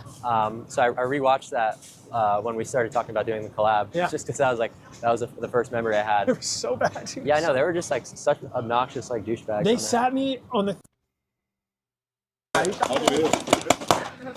But this is a really interesting story. No idea what The carnivore diet is super helpful for people with autoimmune disease. I think as a reset, probably not long term for a lot of people, but what a simple elimination diet. And what's interesting for me, how I got started with all this, was that I got interested in how do I fix my own autoimmune disease. I had bad eczema, bad. When I was in medical school and residency, I would get eczema on my belt line, on my elbows, on my knees. I was doing jiu-jitsu at the time, and I would get eczema that got infected on my knees and my elbows. It was horrible.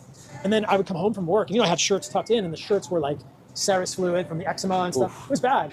And so I was like, what is doing this? And if you go to a doctor with eczema, they're going to give you steroid creams, they're going to give you medications, they're going to give you, lotions, which are full of endocrine disrupting parabens. And I thought, this is my diet. Like, there's got to be something here. So carnivore was really interesting because it was super simple. Just eat meat. All right, let's see what happens. Eczema goes away in a few weeks. Carnivore doesn't work great for me long term because I feel better with carbohydrates. Fruit, honey, this kind of stuff. But what a cool experiment. We should get some honey. I really like honey too. Let's get some honey. Get some sweet potatoes. I got some. Oh, you got some. Yes, nice teeth rotting goop. Okay, cool. So let's get out of the wine aisle. We're going through the debauchery aisle. Yeah, my mom used to drink a lot of red wine during her pregnancy. I can look at him, and before he talks, I can imagine him with her voice. That's nice. Thanks, 21st. So that's probably like one of the main things that went wrong. As we know, probably not good to drink during pregnancy. Yeah. All right, so let's see here. That might explain a lot. Now, I'll tell you this. Whole Foods is not my favorite for honey, but we'll get the best they have. Butterfly shrimp. You don't do any seafood. I fucking hate seafood. I don't love seafood, dude, but seafood is great for a lot of people. Oh, we forgot butter. We should get We'll butter. get some butter, yeah. Let's go Seafood is great for people. It's just you have to think about the heavy metals. I farted exactly when the Asian guy said I'm a big fan. That's nice. Thanks, Anonymous. So, obviously the butterfly shrimp is breaded with low quality stuff and then deep fried in seed oils. Terrible. Not a fan. Yeah, and I remember when I worked at a restaurant, they used to only change out the oil like once every 10 days or something. The fryers. It's disgusting. I've been to like KFC. I haven't done this in a while, but I'll go into these fast food restaurants and I'll ask them, like, how often do you change? What's up, brother? How's it going? Oh, thank you. Hope it's helpful. Let's see, what do we have? Yeah. I know, like, I live here, dude. I live here. How's that? Yeah, I live in Costa Rica mostly. Does she? Organic. You're a big surfer. That's awesome. I love it, man. I love it. I'm still. Question. What do you think about this? Nice. I don't think you need liposomal creatine. Creatine is pretty well is just absorbed regularly. But I love creatine. I think the creatine is great. So, and then you got tons of other stuff in here. I mean, I know. What's up, man? How are you? Nice to meet you. simple. I mean, just simple. Regular creatine. Yeah, is fine. exactly. Cool. Nice to meet you. Yeah, no. Nice to meet you. Thank you, man. Yeah, Good I've to meet been you. following you for a while. Hope it's helpful. Good luck. Everything you something. Thank you. Yeah. Be careful out there. All right, we'll do. We're keeping him safe. We're getting better food. Oh, yeah. Butter. So, most people fear butter. Saturated fat, certain saturated fats, probably palmitic acid, etc. Yeah. Probably will raise your LDL slightly. And I think they also raise your HDL. I think if you look at the cardiovascular risk profile, it doesn't raise it at all. In fact, for a lot of people, it improves it. If you look at like an LDL to HDL ratio or a triglyceride. Okay, he's still promoting just total horseshit. The LDL to HDL ratio is just nonsense. The end-all be-all is ApoB, so he's just a liar. He's debated enough people and looked into this topic enough. He's just lying. Triglyceride to HDL ratio. I think butter's a healthy fat for humans. And It's just a calorie max. That's the problem. yeah. So think about your calories with this and be aware. What's interesting for me, and this goes back to what I was saying earlier, is that when I think when Saturated most people, fat from if you coconuts improve is food not good for quality, you. you kind of know when you're full, you know? And if I were to eat too much butter, I would just be full for so long that my body kind of regulates. Okay, I was just. Nigger, I'm asking a serious question. Answer the question. Does she still live in the same neighborhood as you, and is there any chance you could coincidentally see her at the grocery store, because that'd be No. amazing and hilarious if that were a possibility? I don't give a fuck, bro. Like, No, don't film me. no, we're not gonna say. We're not gonna say. I was just asking. Why you say that? No, I wonder. It doesn't. Why do I say that? Oh, No. Please. bro, relax. All right. It's gonna be here in 1 minute. Relax. Did he just get vomited on? It's a little bit of water. Who gives a fuck? Please. Bro, relax. All right. Oh, he threw water at him? Please. Bro, relax. All right. Who gives a fuck? Look, then, Regulates the calories within reason. The problem, I think, for a lot of people is that so many of these processed foods, because of the variety of complex ingredients, are just damaging for our satiety centers in the brain. They haven't done the studies in humans because It's no to the answer to the question you asked. Thanks. dissecting a human brain is not ethical. But in animal models, when you give an animal, like a rat or a mouse, a processed food diet, you see gliosis, you see inflammation in the hypothalamus. Okay. So there's something in the hypothalamus called the arcuate nucleus. It's one of the centers of satiety regulation in yeah, humans. Retta has some good effects on the hypothalamus. For satiety. Yeah. Right. So I think that if you are eating like everything we have here is a single ingredient food except the almond milk, and all the ingredients in the almond milk were not that bad. When you eat these foods, your body gets better at sensing satiety. And you, like, if you were to eat a bunch of butter, yeah, a lot of calories, and I think your body's going to tell you, whoa, you have plenty of calories, you're going to be full for a long time, within reason. So. Yeah, don't eat butter. It's bad for you, retard. Honey, right? Yes, we need honey. Hi there. Are we in your way? Are we in your way? Are we in your way? Coconut oil is loaded with saturated fat. That's why it's bad for you. We're coming by you. Sorry. Yeah, and I can't think of anything else. What about rice? Do you like rice? Rice is a good carbohydrate for a lot of people. White rice. You like brown rice more than white rice? No, right? I think brown rice is tough because it has so much more arsenic. Ah, okay. So the thing about rice is you gotta just. You ever do cold approaches in the grocery store? What's that? You ever do cold approaches? I used to, but now I'm engaged. Oh, really? Yeah, Congratulations. yeah, Good stuff. Yeah. So no more of that. No more of that. No. Do you think this is like a good spot to do cold approaches, Whole Foods? If you're into health stuff, yeah, I think so. Oh, I thought you were going to say if you're Chad. Well, I mean, if you are Chad, sure. I mean, yeah. Like, if not. Me and wife are adopting 2 cats soon. We have Canned and Dry Benevo. We are naming them Dr. House and Dr. Wilson.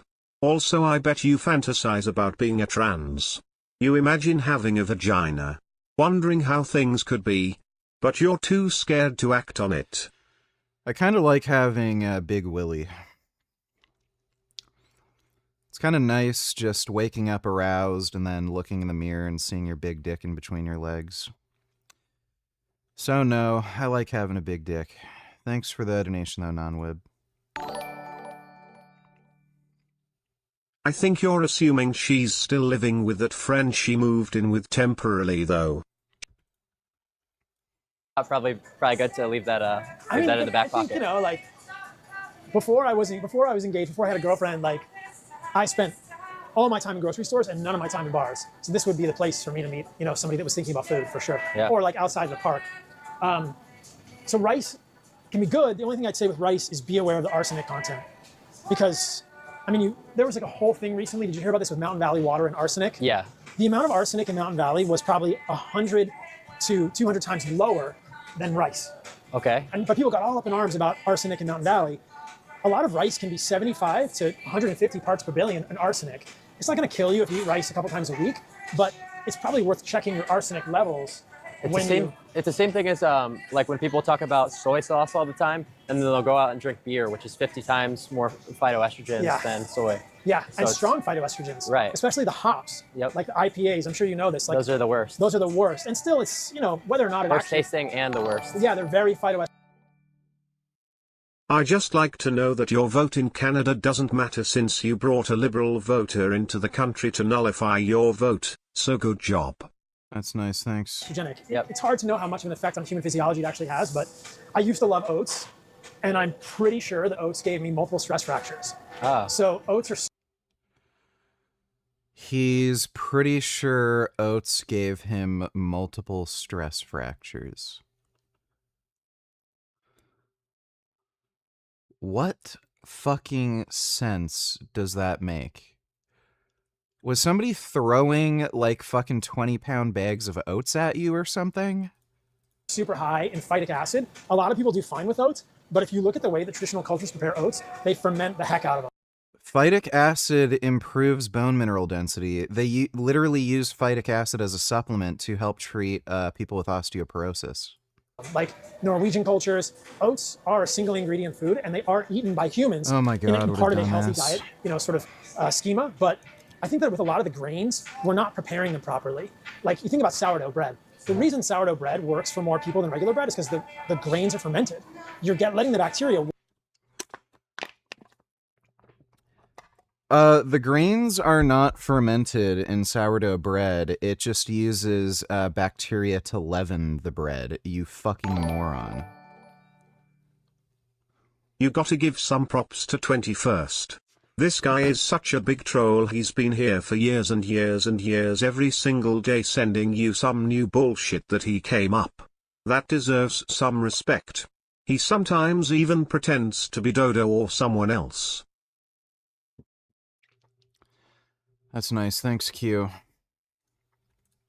Work on the gluten and kind of break down some of the phytic acid and anti-nutrients in the bread. We don't do that with oats like we should. So if people want to eat oats, and this is a little bit high level, but if people want to eat oats, you really want to Again, phytic acid's good for you. It increases bone mineral density.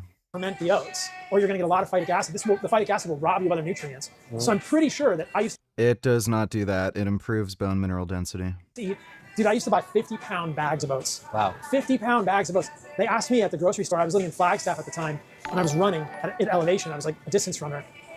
You've made so much money off Durian Rider and that woman. Off people donating about them to troll you. Don't you think they deserve a part of that money?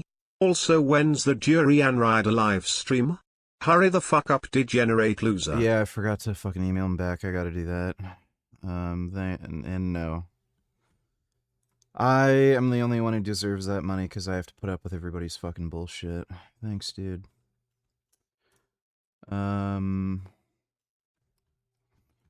What day is it today?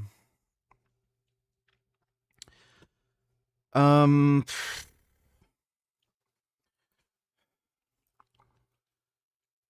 think he's like the time zone difference is so fucking weird. He's in Thailand.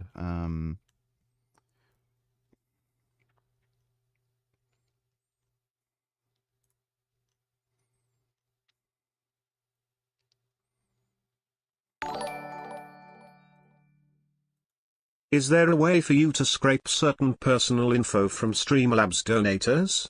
Would be cool if you could get some details on 21st. Not for nefarious purposes, of course. No, can't. Thanks, dude. He's 11 hours ahead of me, so let me think.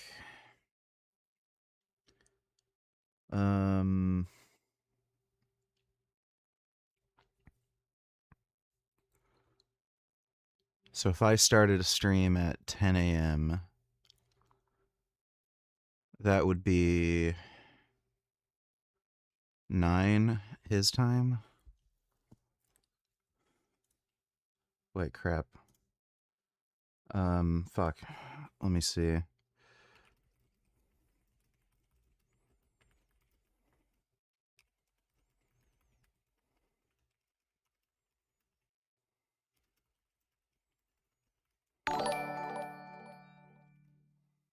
When you were young, you used to imagine going to bed and waking up in a woman's body.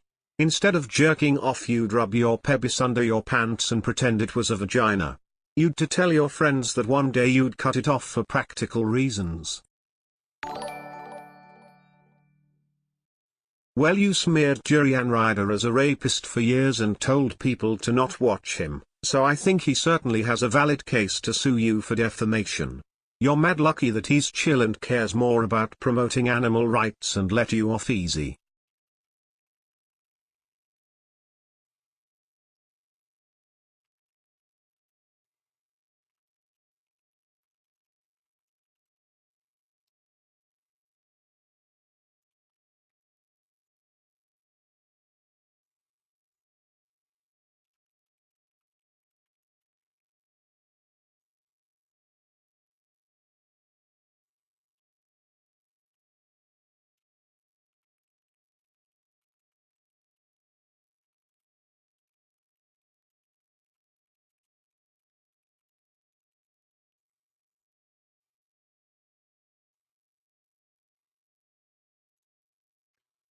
Okay, message him back.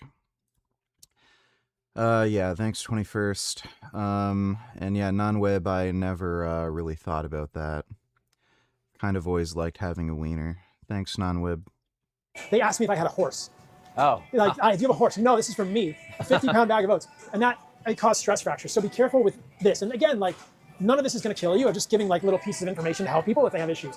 Let's find, do you want to get some rice? Do you need some rice? Yeah, I mean, I usually like to have white rice. And so you like olive oil because it's what, like only 16% linoleic acid? You're right, yeah. Olive oil is much lower in linoleic acid. As far as I know, he's in Vietnam right now, not Thailand. He said he was in Thailand, I think. Or no, maybe, I can't fucking remember.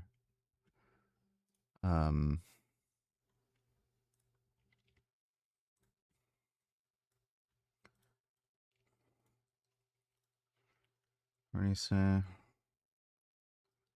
Oh no, yeah, he said he's in Vietnam.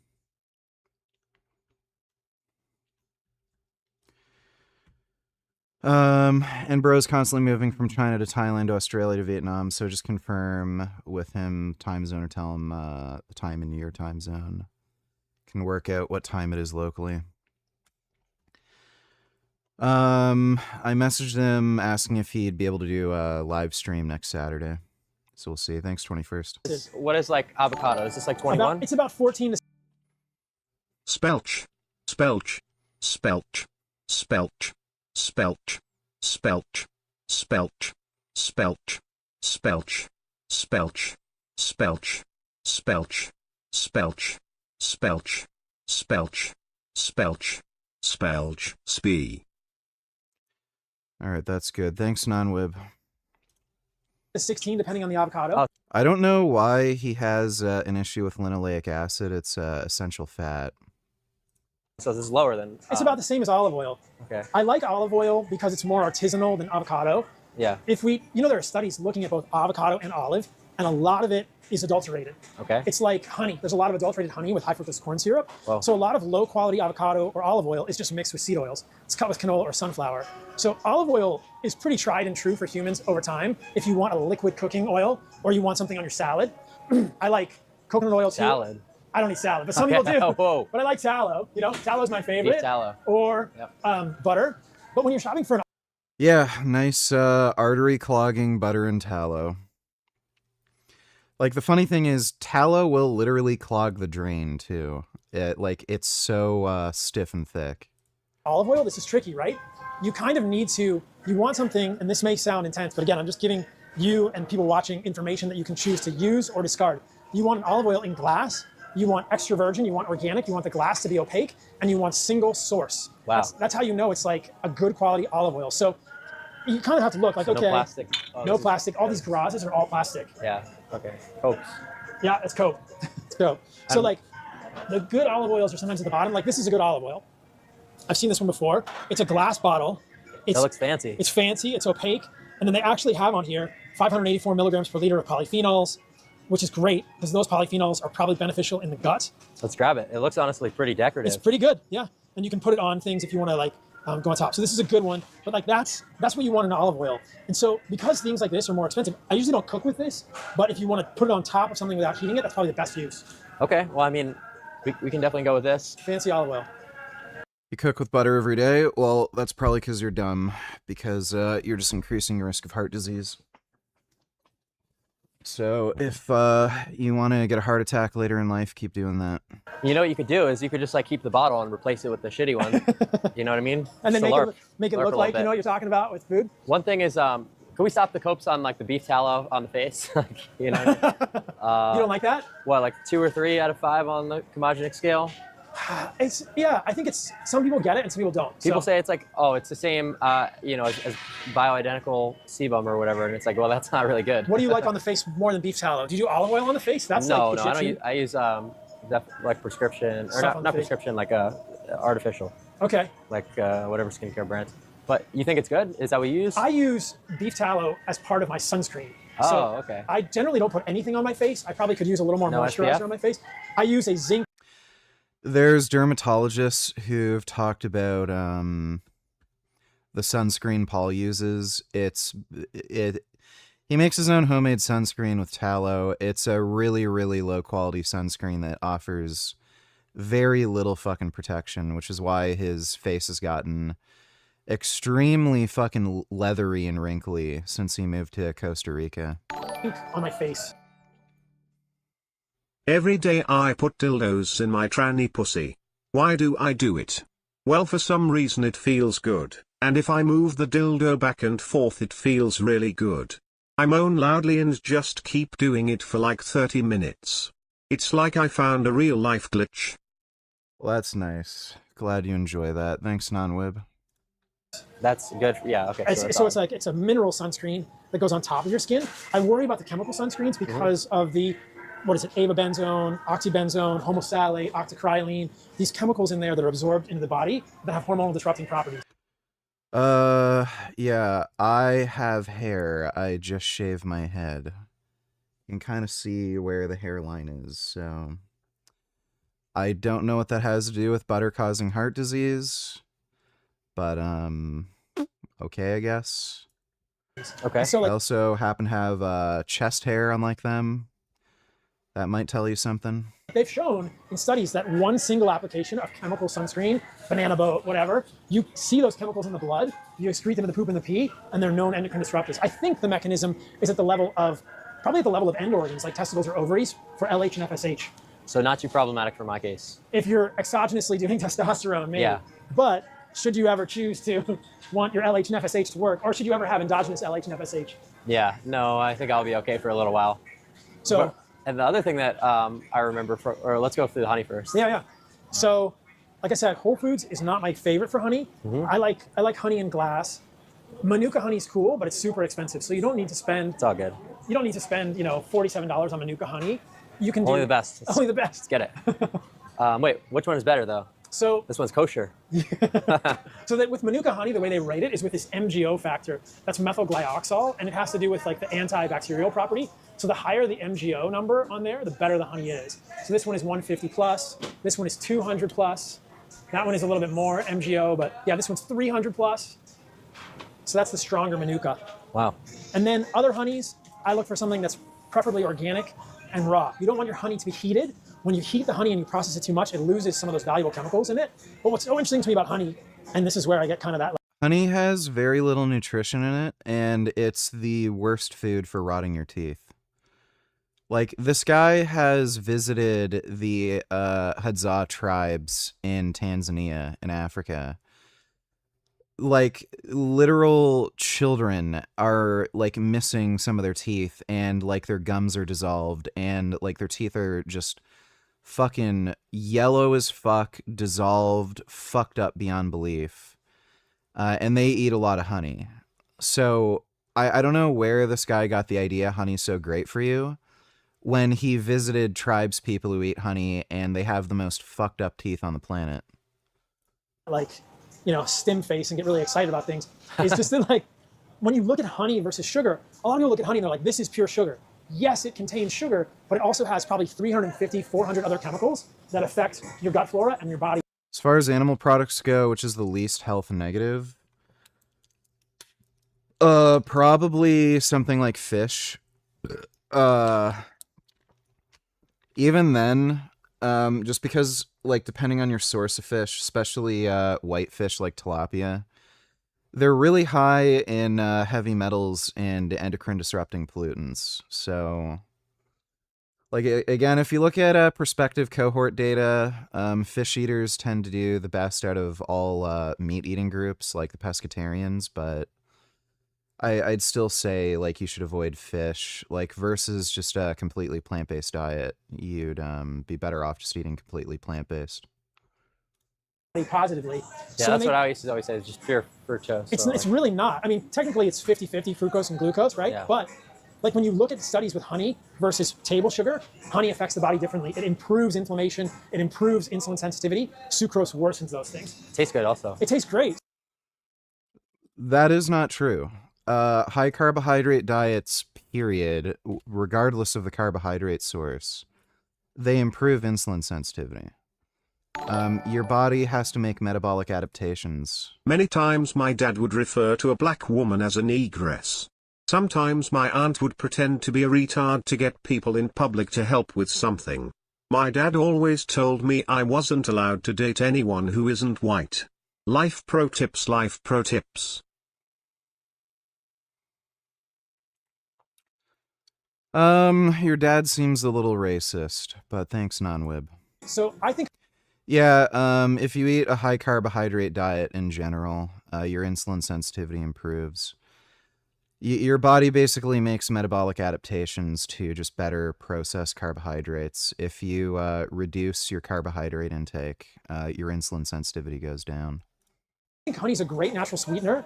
We can talk about what you think about the artificial sweeteners if you want, but I prefer to have a natural sweetener like a honey or a maple syrup, which is delicious and also contains a lot of good bioactive chemicals that mitigate It's just pure fucking sugar. the negative properties of the sugar. I don't disagree with you that, you know, this is a much better than taking the artificial sweetener route, but it's just that has 0 calories. So Yeah. if you're trying to lean max, it's pretty productive to go with the artificial.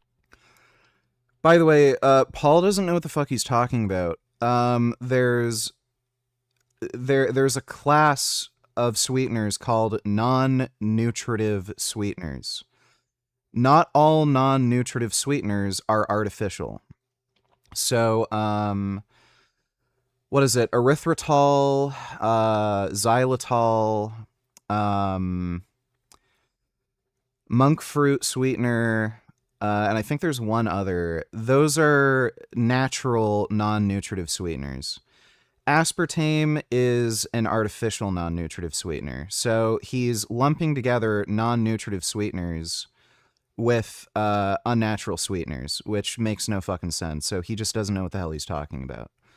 There's natural non-nutritive sweeteners and there's unnatural non-nutritive sweeteners.